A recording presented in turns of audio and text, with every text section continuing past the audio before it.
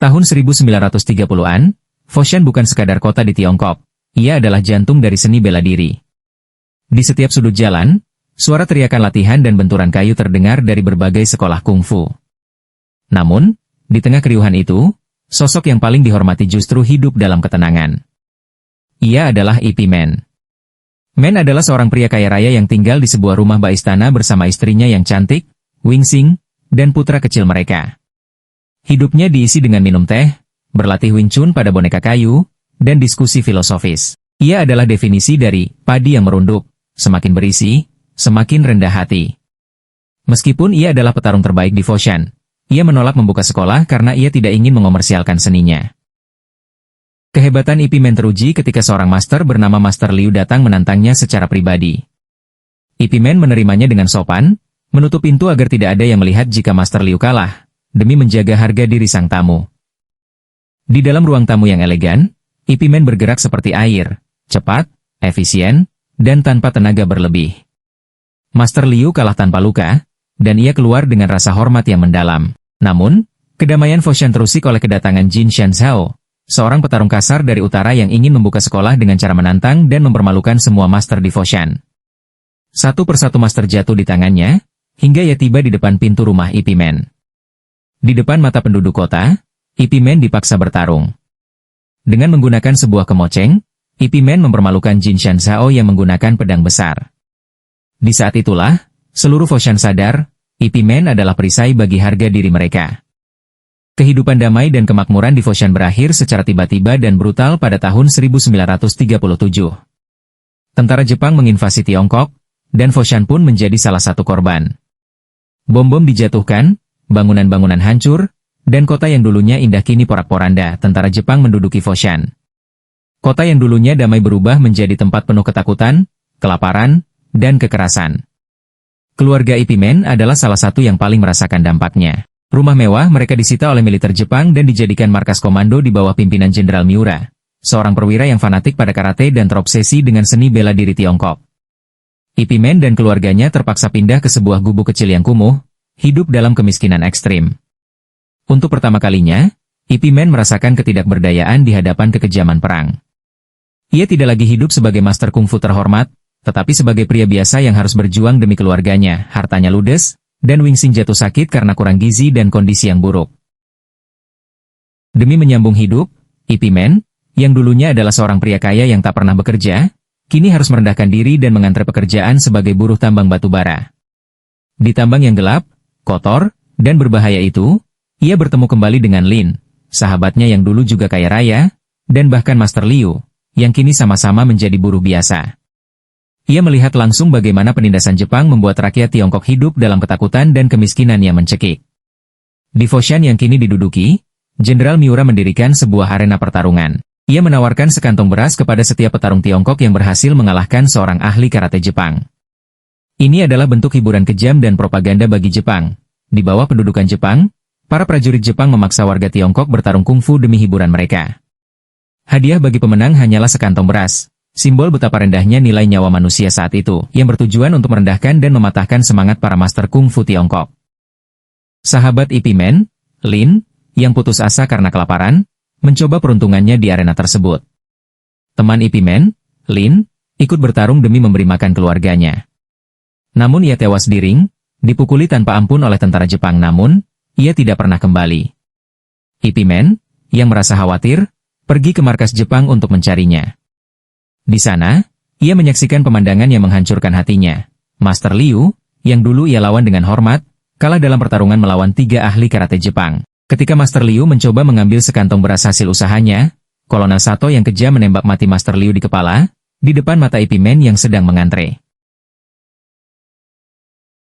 Kematian Master Liu yang tidak terhormat adalah pemicu amarah yang selama ini dipendam Ip Man. Matanya yang biasanya tenang kini berkilat tajam, dipenuhi dendam dan rasa sakit. Ia melangkah maju, melewati antrean buruh yang ketakutan, dan masuk ke tengah arena. Dengan suara yang menggelegar, ia menyatakan, "Aku tidak ingin beras. Aku ingin melawan 10 orang sekaligus." Dengan kemarahan yang terpendam, Ip Man menerima tantangan. Dalam satu adegan legendaris, ia menghadapi 10 tentara Jepang sekaligus, bukan demi beras, bukan demi kehormatan pribadi, tetapi demi harga diri bangsa Tiongkok. 10 ahli karate Jepang mengepungnya. Apa yang terjadi selanjutnya adalah salah satu adegan paling ikonik dan brutal dalam film ini. Ip Man tidak lagi bertarung dengan kelembutan yang ia tunjukkan sebelumnya. Ia melepaskan semua kemarahan yang tertahan. Setiap pukulannya adalah serangan mematikan, setiap tendangannya menghancurkan. Ia menggunakan teknik chain punch, pukulan berantai, Wing Chun yang begitu cepat dan eksplosif hingga beberapa lawan tak sempat jatuh ke tanah sebelum menerima puluhan pukulan lainnya. Pertarungan itu brutal, cepat, dan tanpa ampun. Satu persatu tentara Jepang tumbang di bawah tangan Ip Man. Kemenangan itu menjadi simbol perlawanan, harapan kecil di tengah kegelapan penjajahan. Dalam waktu singkat, ke-10 ahli karate itu terkapar tak berdaya di lantai. Jenderal Miura, yang menyaksikan kekuatan luar biasa dan keganasan Ip Man, merasa terpukau sekaligus terancam. Ia melihat kekuatan sejati dalam kungfu Tiongkok yang belum pernah ia saksikan. Ip Man menolak mengambil beras yang seharusnya menjadi haknya. Ia pulang dengan tangan kosong, tetapi dengan jiwa yang telah bangkit dan sebuah pesan yang jelas kepada penjajah. Setelah peristiwa berdarah di arena Jepang, Ip Man menyadari bahwa keberadaannya telah menjadi ancaman bagi keselamatan keluarganya di Foshan. Ia pun mencari perlindungan di pabrik kapas milik sahabat lamanya, Yao Qingquan. Di sana, di balik mesin-mesin tenun yang bising dan tumpukan kain, Ip Man mencoba menenggelamkan diri dalam pekerjaan kasar, berharap bisa hidup tenang dalam bayang-bayang. Namun, dunia luar tidak membiarkannya diam. Kelompok bandit yang dipimpin oleh Jin Shan Zhao, petarung utara yang dendam karena kemiskinan perang, terus-menerus mendatangi pabrik untuk memeras uang perlindungan. Para buruh pabrik yang tak berdaya hanya bisa gemetar ketakutan saat Jin dan anak buahnya mengobrak-abrik tempat kerja mereka. Melihat ketidakadilan ini, Yao Qingquan memohon kepada Ip Man untuk mengajari para buruh cara membela diri. Ip Man awalnya ragu, namun saat ia melihat tatapan kosong dan keputusasaan di mata para buruh, hatinya tergerak. Di halaman pabrik yang sempit, sang master mulai mengajarkan dasar-dasar Wing Chun. Ia tidak mengajarkan mereka untuk menjadi pembunuh, melainkan mengajarkan cara menjaga jarak, keseimbangan, dan keberanian. Adegan ini sangat menyentuh. Kita melihat para buruh yang lelah dan berdebu mulai menggerakkan tangan mereka dengan serempak, mengikuti arahan lembut namun tegas dari Ip Man. Wing Chun, yang dulu hanya ditekuni oleh kaum bangsawan di rumah mewah, kini menjadi milik rakyat jelata di lantai pabrik yang kotor. Puncaknya terjadi ketika Jin Shan Zhao kembali dengan pasukan yang lebih besar, yakin bahwa ia bisa menindas pabrik itu lagi. Namun, ia disambut oleh barisan buruh yang tidak lagi lari ketakutan. Dengan bimbingan Ip Man, para buruh menggunakan tongkat bambu dan alat tenun untuk menahan serangan bandit. Ip Man sendiri akhirnya melangkah maju menghadapi Jin Shan Zhao dalam sebuah duel yang sangat teknis di tengah gudang kapas. Jin menyerang dengan tombak panjang yang ganas, mencoba memanfaatkan jarak. Namun, Ip Man menggunakan sebatang galah bambu panjang dengan teknik Wing Chun yang luar biasa. Ia mengalihkan tenaga tombak Jin dan menghujani pria itu dengan serangan titik saraf yang melumpuhkan.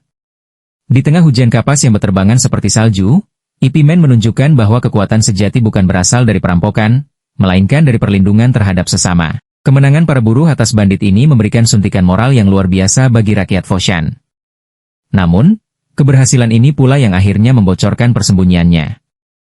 Kolonel Sato yang licik mencium keberadaan Ip Man di pabrik tersebut. Tentara Jepang menyerbu dengan senjata api, mengepung para buruh yang hanya bersenjatakan bambu. Demi mencegah pembantaian massal terhadap orang-orang yang tidak bersalah di pabrik itu, Ip Man mengambil keputusan paling berat dalam hidupnya. Ia meletakkan senjatanya dan menyerahkan diri kepada Jepang. Di saat itulah, ia menyadari bahwa pertarungan sejatinya baru saja dimulai. Matahari menyengat alun-alun kota Foshan yang kini telah berubah menjadi panggung sandiwara kekuasaan Jepang. Di tengah kepungan lara senapan dan tatapan dingin tentara penjajah, ribuan rakyat Tiongkok berdiri dalam diam yang mencekam. Mereka hadir bukan hanya untuk menonton, tetapi untuk menggantungkan sisa-sisa harapan bangsa pada sosok pria berbaju hitam yang berdiri tenang di tengah arena, Ip Man. Di hadapannya berdiri Jenderal Miura, seorang pria yang memiliki kekuatan fisik masif dan teknik karate yang disiplin. Saat lonceng dibunyikan, pertarungan ini berubah menjadi benturan dua filosofi yang berbeda. Miura menyerang dengan ledakan tenaga yang brutal. Setiap tendangan dan pukulannya ditujukan untuk mematahkan tulang lawan dalam satu serangan frontal. Namun, Ip Man merespons dengan kelembutan yang mematikan. Ia menggunakan teknik Chisao, tangan menempel, untuk memakan setiap energi serangan Miura, mengalihkan tenaga besar sang jenderal kembali ke arahnya sendiri. Suasana semakin memanas saat Ip Man mulai meningkatkan ritme. Ia bergerak begitu dekat dengan tubuh Miura, menutup ruang gerak sang jenderal hingga karatenya yang lebar menjadi tidak berguna. Dengan ketenangan yang mengerikan, Ip Man mulai menghujani Miura dengan chain punch yang melegenda. Suara pukulan yang menghantam dada Miura terdengar seperti rentetan mesin tik di tengah keheningan alun-alun. Setiap inci tubuh Miura dikunci, dan Ip Man melepaskan serangan bertubi-tubi ke ulu hati dan wajah lawan tanpa memberi celah sedikit pun untuk bernapas. Akhirnya, dengan satu serangan telapak tangan yang menghantam dagu, Jenderal Miura tumbang, terkapar tak berdaya di lantai kayu, menunjukkan bahwa teknik yang sombong telah tunduk di hadapan ketulusan Wing Chun. Kemenangan itu disambut oleh sorak-sorai yang menggetarkan bumi, sebuah ledakan emosi dari rakyat yang telah lama tertindas. Namun, di tengah gemuruh kemenangan tersebut, Kolonel Sato yang pengecut tak mampu menerima kekalahan tuannya. Dengan tatapan penuh kebencian, ia menarik pistolnya. Dor! Sebuah peluru menembus bahu Ip Man tepat saat sang master membalikkan badan. Seketika, alun-alun berubah menjadi lautan kekacauan. Melihat pahlawan mereka ditembak, rakyat Tiongkok kehilangan rasa takut. Mereka menyerbu barikade Jepang dengan tangan kosong, menciptakan tembok manusia yang tebal untuk menghalangi tentara yang hendak mengejar Ip Man. Di tengah hiruk-pikuk dan teriakan itu, Yao Qingquan dengan nekat menerobos masuk dan membawa Ip Man yang bersimbah darah masuk ke dalam truk. Di kursi belakang, Wing Xing memeluk suaminya dengan air mata yang mengalir, saat truk itu melaju menembus debu menuju perbatasan Hong Kong. Ip Man diselamatkan dan melarikan diri ke Hong Kong. Di sana, ia akhirnya membuka perguruan Wing Chun. Dari tangannya, lahir murid-murid hebat. Salah satunya, Bruce Lee.